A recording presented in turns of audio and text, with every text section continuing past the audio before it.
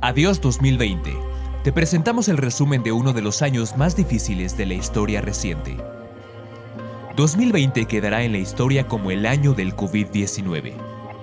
La enfermedad lleva el número del año en que se detectó, 2019, pero fue 2020 el año que se vio trastocado por la pandemia. Confinamientos, mascarillas, alcohol en gel, protocolos de salud, cuarentenas, términos y medidas que irrumpieron en la vida de prácticamente todos los habitantes del planeta. El llamado nuevo coronavirus se propagó primero en Wuhan, megalópolis en el centro de China, donde se detectaron los primeros casos. Desde allí se extendió al resto de Asia y luego a Europa.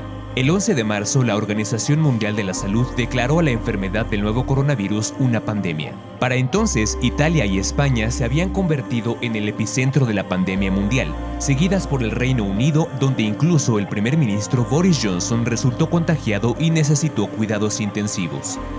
Pocos días después, los Juegos Olímpicos de Tokio fueron postergados, algo que solamente había ocurrido durante las guerras mundiales. En la mayoría de los casos, la respuesta de los gobiernos fue drástica. A mediados de abril, cerca del 60% de la población mundial, unos 4.500 millones de personas, llegó a verse afectada por algún tipo de confinamiento. En los primeros meses hubo escasez de materias primas. Faltaban mascarillas, insumos médicos y hasta respiradores, fundamentales en los casos más graves. En algunas ciudades colapsaron los hospitales, pero también los sistemas mortuorios. De a poco, entre cuarentenas, aislamientos y confinamientos, millones de personas debieron adaptarse a la nueva normalidad.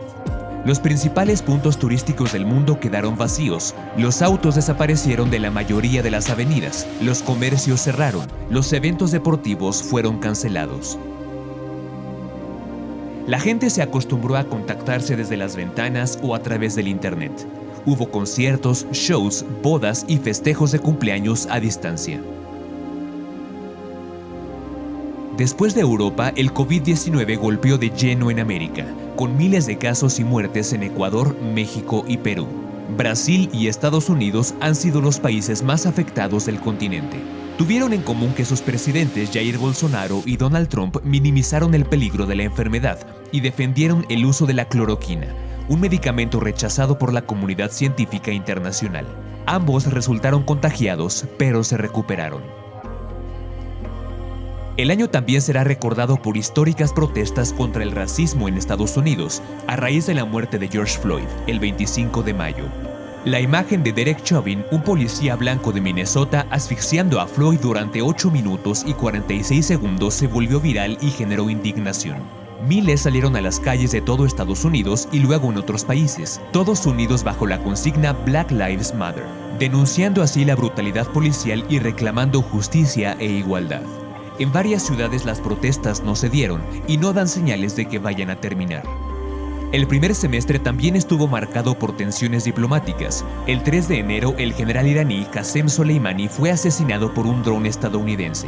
Soleimani era considerado un hombre clave de la influencia iraní en Oriente Medio. El Pentágono aseguró que el general desarrollaba planes para atacar diplomáticos estadounidenses. Mientras tanto, en Teherán, miles de personas salieron a las calles para protestar por el asesinato.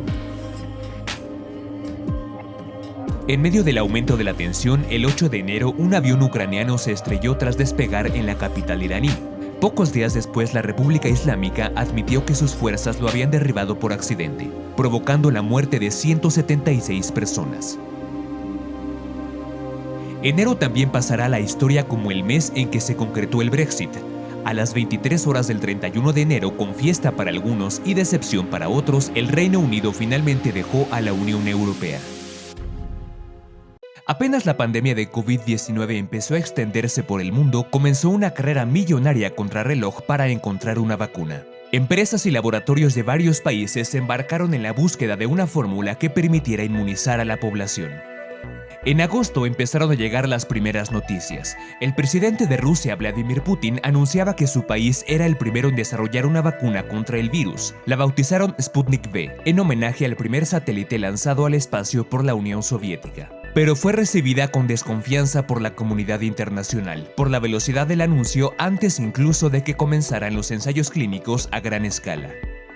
A partir de noviembre, varias vacunas en desarrollo empezaron a mostrar resultados. Moscú anunció que la suya tenía ya un 95% de eficacia. La estadounidense Moderna celebró una eficiencia del 94.5% y la desarrollada por Pfizer y el alemán BioNTech un 95%. Las pruebas de la vacuna de la Universidad de Oxford y AstraZeneca mostraron una eficacia del 70%.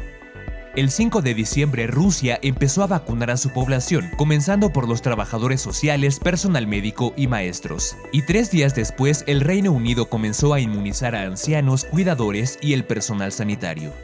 Mientras tanto, México anunció un plan general de 5 etapas para vacunar a toda su población en aproximadamente un año, iniciando los últimos días de diciembre con el personal de la salud en primera línea y posteriormente dando prioridad a las personas de la tercera edad. Pese a los avances en las investigaciones sobre la enfermedad, una segunda ola de COVID-19 sigue golpeando con fuerza en muchas partes del mundo. Países que habían sido poco afectados en el inicio de la pandemia registraron récords de infecciones, y los lugares que habían sufrido duramente la primera ola volvieron a registrar curvas ascendentes de casos. Varios países debieron volver a decretar restricciones. Además, en varias ciudades europeas, miles de personas salieron a las calles para protestar contra las nuevas restricciones, muchas veces terminando en enfrentamientos entre manifestantes y policías. En los últimos días de diciembre, Reino Unido reportó una nueva mutación del SARS-CoV-2. El primer ministro Boris Johnson informó que los datos preliminares sugieren que la variante podría ser hasta un 70% más contagiosa, aunque aclaró que los investigadores aún analizan la información. Hay que recordar que desde el primer contagio humano, este virus ha presentado en promedio 2 mutaciones cada mes, algo propio de los virus que no necesariamente implica mayor mortalidad de la que ya tiene y que confirma la idea de que aún no es momento de bajar la guardia en cuidados sanitarios y de distanciamiento. En geopolítica, a fines de septiembre, un conflicto congelado desde hace décadas se reactivó. El escenario fue Nagorno-Karabaj, un territorio separatista de mayoría armenia, pero que Azerbaiyán reclama como propio, y que había sido ya escenario de un sangriento conflicto a inicios de los años 90. El 4 de agosto, una imagen del puerto de Beirut impactó al mundo. Gran parte de la capital del Líbano fue devastada por la explosión de un almacén que guardaba desde hace décadas toneladas de nitrato de amonio, un material extremadamente inestable. 190 personas murieron, más de 6.000 resultaron heridas y 300.000 quedaron sin hogar. Unas 85.000 construcciones resultaron dañadas. La tragedia provocó la renuncia del primer ministro y profundizó la crisis política en el país, alimentando más el enojo de los libaneses que acusan a la clase política de negligencia y corrupción. 5 años después de los atentados que aterrorizaron a París, Francia volvió a activar las alertas por ataques extremistas. El 16 de octubre, el profesor Samuel Paty, que había mostrado en clase caricaturas del profeta Mahoma, fue decapitado en la calle en un suburbio de la capital francesa por un joven de origen checheno. El caso generó indignación y fue condenado por el presidente Emmanuel Macron, que calificó al profesor como un defensor de la libertad de expresión. La falta de una crítica a la exhibición de las caricaturas generó protestas en gran parte del mundo islámico. Entre ellos se encuentran el presidente de Turquía, Recep Tayyip Erdogan, que llegó a cuestionar la salud mental del mandatario francés. En las semanas siguientes hubo nuevos ataques extremistas en el país, uno de ellos en la Basílica de Notre Dame en Niza, cuando un tunecino mató a 3 personas con un cuchillo, y otro más en Lyon, donde un sacerdote ortodoxo de origen griego fue tiroteado cuando cerraba su iglesia. A finales de 2020, los estadounidenses fueron a las urnas para las elecciones más importantes en décadas. Del lado del Partido Republicano, el presidente Donald Trump apostó por 4 años más de mandato. Las primarias demócratas incluyeron inicialmente a más de 20 postulantes, pero finalmente se impuso la candidatura del ex vicepresidente de Barack Obama, Joe Biden. La senadora por California, Kamala Harris, que se había postulado como candidata, terminó siendo elegida por Biden como aspirante a la vicepresidencia. La pandemia del COVID-19 marcó toda la campaña y especialistas creen que fue decisiva para el resultado final. Ante el miedo de los contagios el día de la votación, el 3 de noviembre, más de 100 millones de estadounidenses decidieron votar de forma anticipada. La participación marcó varios récords en el voto por correo y en la cantidad de personas que fueron a las urnas el día de la elección, la mayor en más de 100 años. El inicio del escrutinio mostraba un escenario favorable a los republicanos y la noche de las elecciones Trump reivindicó la victoria. Pero con el correr de los días y el conteo de los votos anticipados, la situación se invirtió en varios estados que se volcaron hacia Biden, entre ellos Arizona, Georgia, Nevada y Pensilvania, decisivos para el anuncio de la victoria del demócrata. Trump se negó a aceptar la derrota, no hizo el tradicional discurso de concesión y cuestionó los resultados en varios estados. De todas formas, Biden inició la transición y comenzó a preparar a su equipo para asumir el poder en enero.